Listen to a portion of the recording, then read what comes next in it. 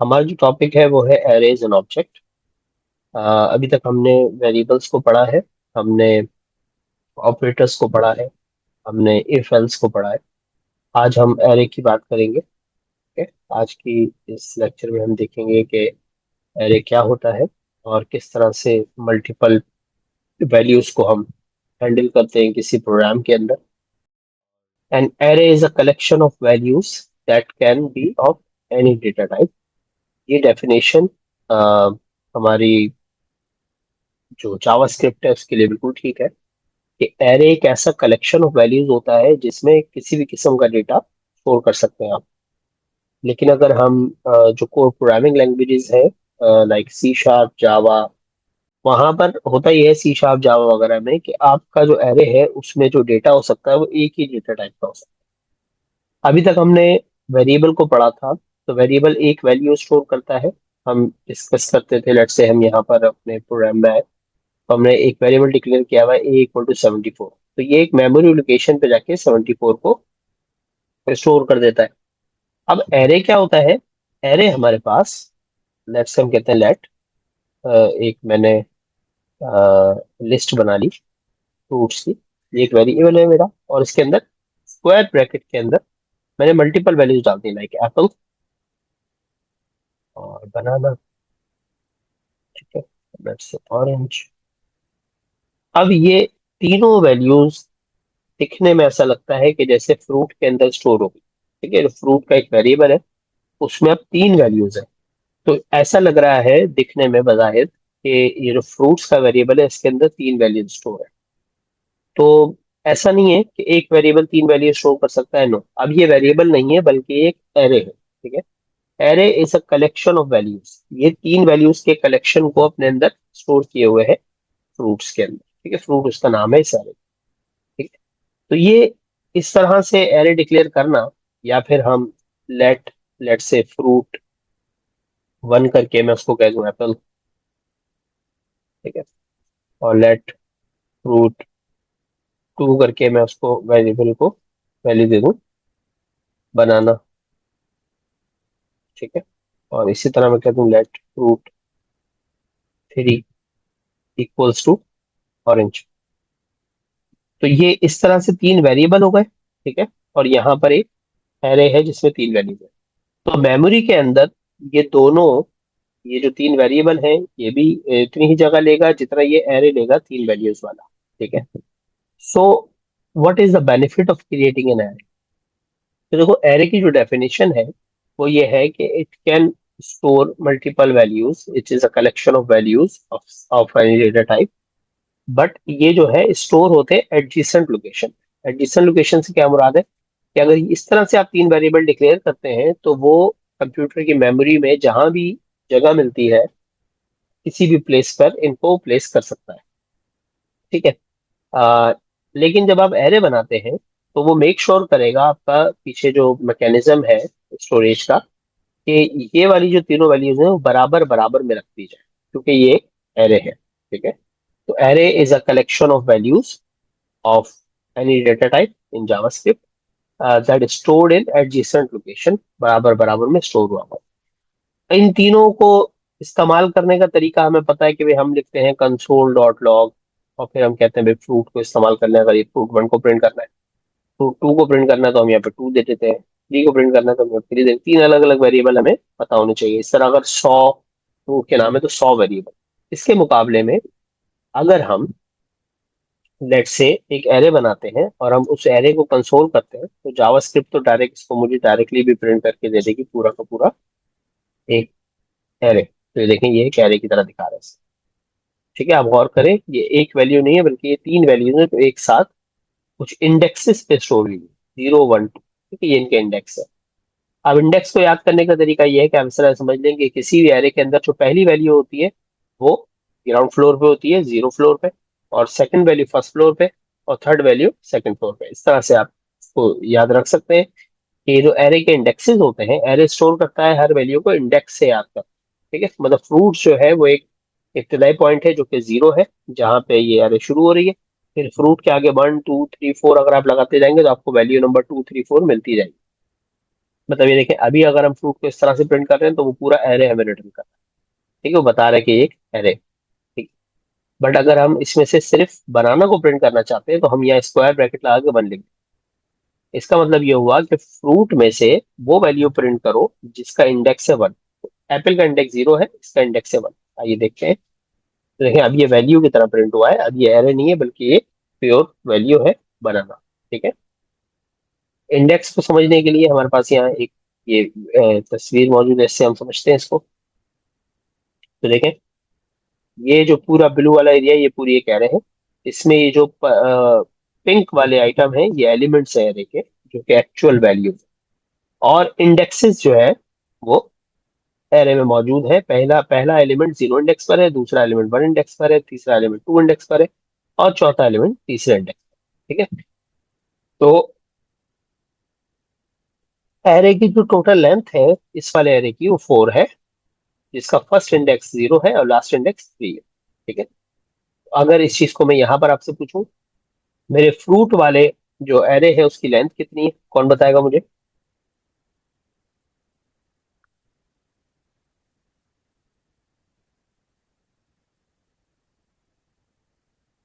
अच्छा जी, इसकी लेंथ 2 नहीं है फाद, इसकी लेंथ 3 है।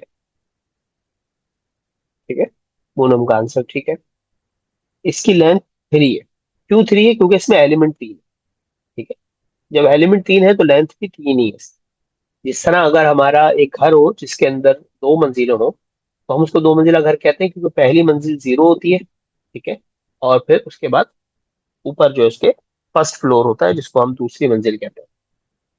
अच्छा, ये कंफ्यूजन क्यों है हमारे यहाँ कि फर्स्ट फ्लोर और सेकंड फ्लोर? क्योंकि ब्रिटिश में, जो ब्रिटिश इंग्लिश है, उसमें जो ग्राउंड फ्लोर होता है उसको फर्स्ट फ्लोर कहते हैं, और जो फर्स्ट फ्लोर होता है उसको सेकंड फ्लोर कहते हैं ब्रिटिश में। अमेरिकन जो है वो पहले वाले फ्लोर को, जो जमीन पे होता है, उसको ग्राउंड फ्लोर कहते हैं, इसलिए उसको जीरो कहते हैं।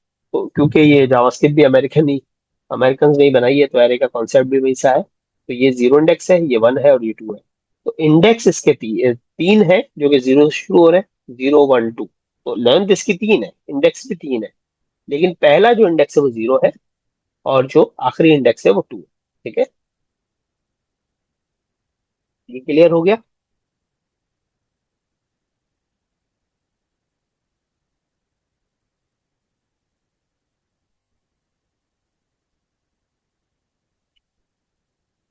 ओके। सो अगर हमारी लिस्ट जो है वो बड़ी हो जाती है, लेट्स से ऑरेंज आ गया, मैंगो आ गया, अब ये इसकी लेंथ 4 हो गई। अच्छा, एरे के अंदर बेनिफिट्स हैं, एरे के कुछ मेथड है, वही मैं बताऊंगा। तो अब अगर हम फ्रूट्स की लिस्ट को देखते हैं, तो फ्रूट की लिस्ट हमारे पास प्रिंट होती है एज एन एरे। अब देखो, इसके लेंथ हो गई 4, और इंडेक्स कितने? 4 है। लेंथ भी 4 है, लेकिन इंडेक्स शुरू होता है 0 से। तो पहला इंडेक्स इसका 0 है, और आखिरी इंडेक्स इसका 3 है। ठीक है। अब अगर मुझे मैंगो प्रिंट करना है, तो मैं फ्रूट्स के आगे इंडेक्स नंबर 3 दे दूंगा, उससे मुझे ये मिल जाएगा मैंगो। ठीक है। अब अगर सारे इंडेक्स एक एक करके प्रिंट करने हैं तो हमें कंसोल करने की जरूरत पड़ती है। ठीक है। वही कंसोल जो हम पहले भी करते थे कि 0 को प्रिंट करो, फिर 1 को प्रिंट करो, 2 को, और फिर 3 को। तो कंसोल और लॉग में मुझे चारों वैल्यूज मिल जाती। ठीक है। तो एरे बनाने का जो बेनिफिट है वो एक तो ये हो गया कि भाई चलो ठीक है, मल्टीपल वैल्यूज एक वेरिएबल के साथ एसोसिएट हो गई, एक वेरिएबल के अंदर आ नहीं गई लेकिन एक वेरिएबल के साथ एसोसिएट हो। तो फ्रूट्स के जरिए से अब हम आगे पूरी एरे को एक्सेस कर सकते हैं। अगर हम एरे का कोई ऐसा इंडेक्स दे दें जो ना हो, फॉर एग्जाम्पल इंडेक्स नंबर 4 जो कि नहीं है हमारे पास। ठीक है, देखो ये 0 है, ये 1 है, ये 2 है, ये 3 है, तो 4 है नहीं। तो अगर हम इसको प्रिंट करेंगे तो वो कह देगा अनडिफाइंड। ठीक है। अगर आप जावा या सी शार्प पे काम कर रहे होते तो वो इस वाली लाइन पे कहता array index out of bound. ये एक्सेप्शन आ जाती, प्रोग्राम आपका क्रैश हो जाता कि भाई ऐसा तो कोई इंडेक्स है नहीं। लेकिन जावास्क्रिप्ट क्योंकि बड़ी जो है वो सादी सी लैंग्वेज है, ब्राउजर पे चल रही है, तो वो यहाँ पर हमें एक अनडिफाइंड का मैसेज देती है कि भाई ऐसा कोई इंडेक्स मौजूद नहीं। तो ये तो हो गया कि भाई एक एक इंडेक्स करके प्रिंट करना। बट हमें असल में कुछ ऐसा टूल चाहिए कि हम पूरी एरे को एक्सेस एक्सेस कर सकें। ठीक है। एक साथ एक्सेस करने के लिए हम लूप का इस्तेमाल करते हैं। ठीक है। लूप क्या होते हैं?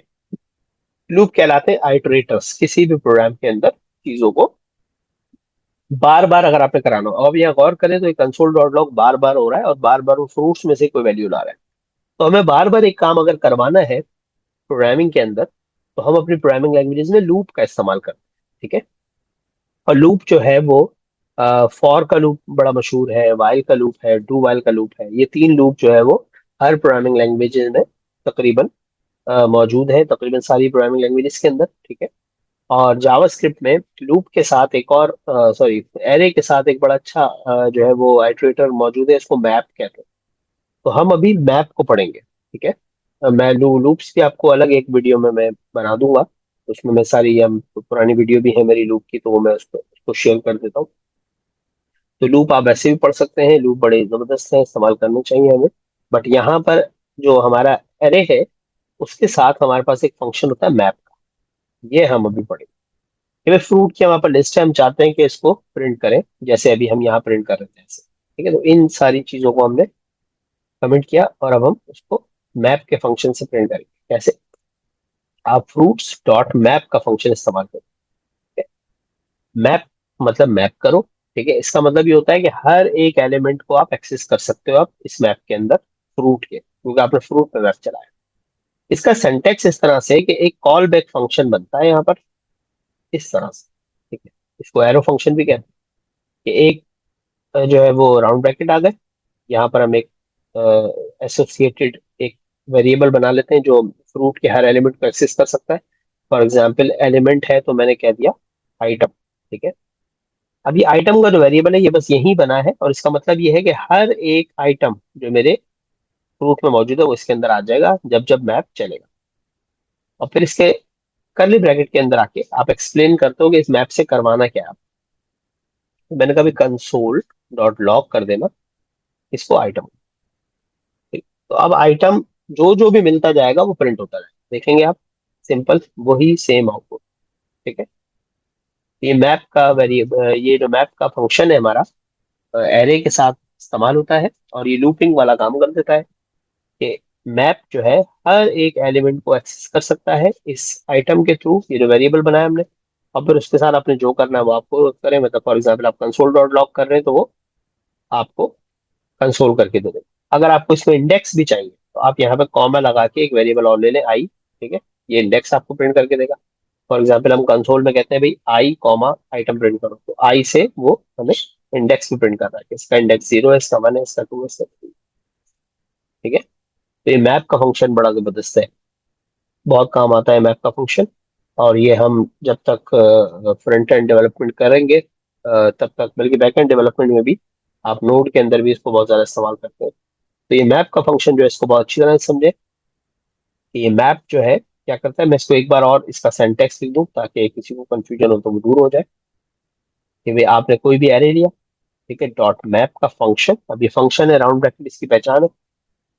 इसका सेंटेक्स इस तरह से कि इसके अंदर एक और कॉल बैक फंक्शन लगाए, ये इसका सेंटेक्स। ठीक है जी। एक राउंड ब्रैकेट लगाए, उसके आगे एरो का फंक्शन, एरो का ऑपरेटर लगाए, और उसके आगे कर्ली ब्रैकेट लगाए। अब यहाँ पर मैप के अंदर जो हम एक एसोसिएटेड वेरिएबल बनाते हैं कि जो हमारे किसी भी एरे के अंदर से हर एलिमेंट को एक्सेस कर सकता है। आप चाहे ए के नाम से बना लें और फिर आप इसके अंदर जो चेक करवाएं। फॉर एग्जाम्पल आप अलर्ट कर दें ए को, तो जितने भी आपके फ्रूट्स हैं वो एक एक करके अलर्ट होते जाएंगे। ठीक है। रिफ्रेश करते हैं, पहले एप्पल आ गया, फिर बनाना आ गया, फिर ऑरेंज आ गया, फिर मैंगो आ गया। तो इस तरह से एक एक एलिमेंट वहां एक्सेस हो रहा है। ठीक है। सॉरी, मैंने कहा इसको अलर्ट नहीं करते, हम इसको कंसोल पे रखते हैं ताकि एक एक एलिमेंट प्रिंट हो जाए। तो एक एक करके सारे एलिमेंट को कंसोल कर देगा। अब ये हमें फौरन से नजर आता है क्योंकि जो जावास्क्रिप्ट का प्रोग्राम है वो बहुत तेजी से चलता है। हालांकि हो ये रहा है कि एक एक करके एक्सेस कर रहा है चीजें। ठीक है। अच्छा, यहाँ पर मैंने एक और चीज बताई, अगर आप चाहें कि आपको इंडेक्स भी चाहिए तो आप कॉमा लगा के एक और वेरिएबल ले लें। तो देखिए खुद एक्सप्लेन कर रहा है कि कॉल बैक फंक्शन पहली तो वैल्यू उठा रहा है और दूसरा इंडेक्स का नंबर। तो अगर मैं आई दे दूं या कोई भी वेरिएबल दे दूं तो वो इंडेक्स हो जाए। अब अगर मैं सिर्फ आई को प्रिंट करूंगा तो मेरे पास सिर्फ इंडेक्स नंबर प्रिंट हो जाएंगे, देखिएगा आप। सही है। और अगर वैल्यू चाहिए तो पहला वाला वेरिएबल प्रिंट कर दें। सही। तो इस तरह से आपका मैप का फंक्शन बड़ा प्रॉपर चलता है। ठीक है। अच्छा, अब ये तो हो गया एक स्ट्रिंग एरे। हम कुछ मैथ्स के साथ भी कुछ काम करते हैं, कोई नंबर्स की एरे बनाते हैं। मैंने कहा लेट फॉर एग्जाम्पल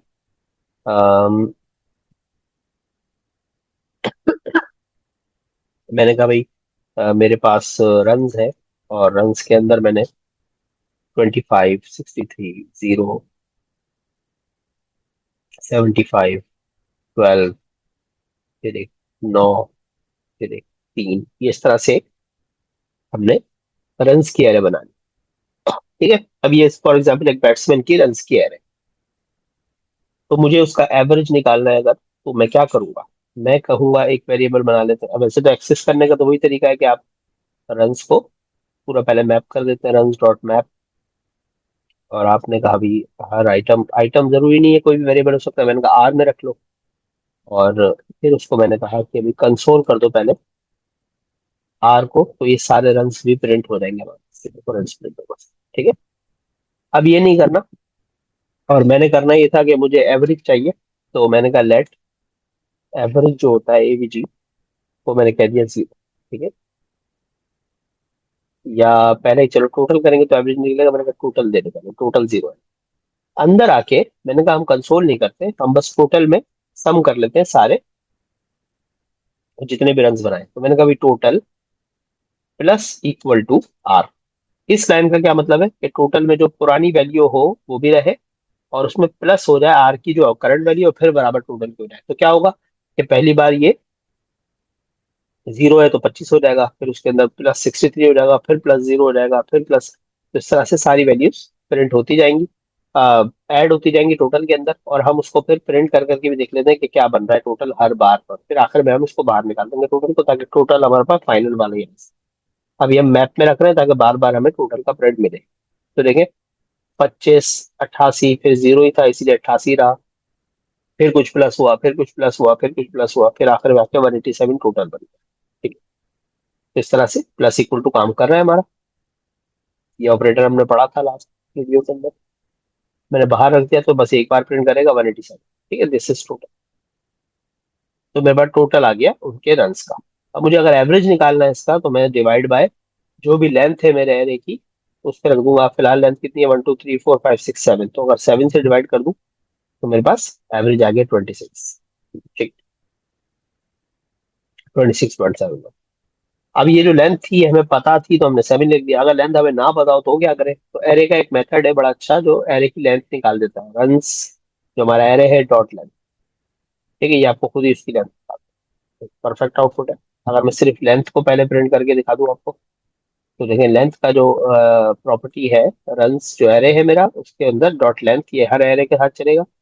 ये आपको लेंथ ला के दे देगा 7। ठीक है, तो लेंथ आ गई। अब हमने टोटल से उस लेंथ को, टोटल को लेंथ से डिवाइड कर दिया तो वापस एवरेज आ गया। ठीक है। तो एरे बहुत काम की चीज है। अब ये एरे के साथ मैंने सिंपली मैप का इस्तेमाल भी करके दिखा दिया। एक एरे का मेथड हमने लेंथ को भी पढ़ लिया। अब एरे के अंदर कुछ और भी, मैं इंडेक्स वाली बात भी बता दी, एरे के इंडेक्स से कैसे एक्सेस करते हैं चीजों को। एरे के कुछ मेथड है, जैसे कि लेंथ तो हमने पढ़ लिया, return length of the array. एक होता है इंक्लूड्स, इससे हम ट्रू फॉल्स चेक कर सकते हैं कि क्या रन्स में ये वैल्यू है या नहीं। फॉर एग्जांपल मैंने कहा console dot log runs dot includes, मैंने कहा 0 है या नहीं, इससे मुझे पता चल जाएगा कि हमारा जो प्लेयर है वो 0 पर आउट हुआ था या नहीं। तो देखें अगर हम ये चलाते हैं तो हमें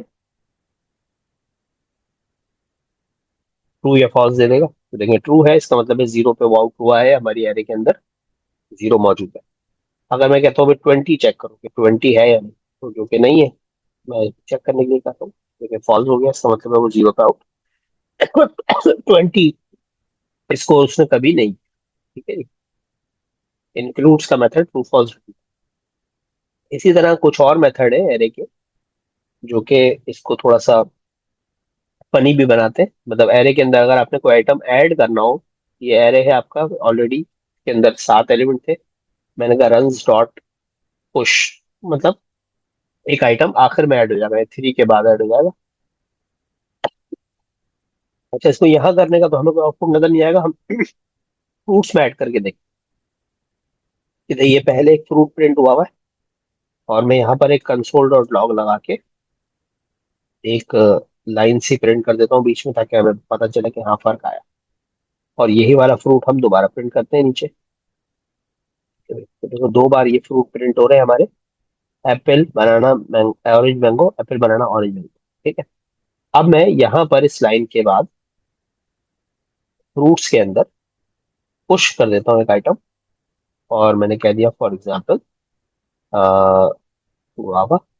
ठीक है, हमने गुआवा ऐड किया। तो आप देखेंगे कि पहले तो एरे में सिर्फ 4 एलिमेंट थे मैंगो तक, लेकिन बाद में एलिमेंट के अंदर 5 एलिमेंट हो गए, गुआवा पुश हो गया उसके। ठीक है, ऐड हो।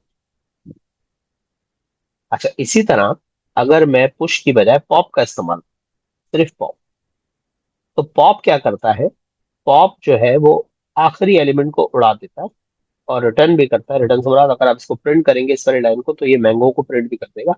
बट अभी हम सिर्फ देख रहे हैं कि पॉप क्या करता है। तो देखिए पॉप क्या करेगा, उसने लास्ट वाले एलिमेंट को उड़ा दिया, पहले मौजूद था, जैसे ही पॉप हुआ आखिरी एलिमेंट उड़ गया। ठीक है। तो 2 मेथड है, पुश और पॉप। तो आप पुश करते हैं तो एलिमेंट ऐड होता है एरे के आखिर में, और जब आप पॉप करते हैं तो एरे का आखिरी एलिमेंट डिलीट कर दिया जाता है। ठीक है। अच्छा, तो ये हमारा एरे का टॉपिक था, जिसके अंदर हमने कुछ चीजें सीखी। एरे क्या होते हैं, एरे किस तरह बनता है, एरे को इस्तेमाल किस तरह किया जाता है डिफरेंट कामों के लिए। हमें अक्सर जो है वो एरे के साथ डील करना होता है। अब ये तो बड़ा सिंपल सिंपल एरे है कि एक फ्रूट्स का एरे है, एक रंस की एरे है। हमारे पास जो है वो डेटा ऑब्जेक्ट्स में आता है ना, जब हम डेटाबेस के साथ काम करते हैं, तो हमारे पास पूरी पूरी रॉ एज अ एलिमेंट आती है। अभी जैसे यहाँ सिर्फ 25 है, तो फिर ये 25 नहीं होगा, बल्कि पूरी डिटेल होगी किसी बंदे के बारे में।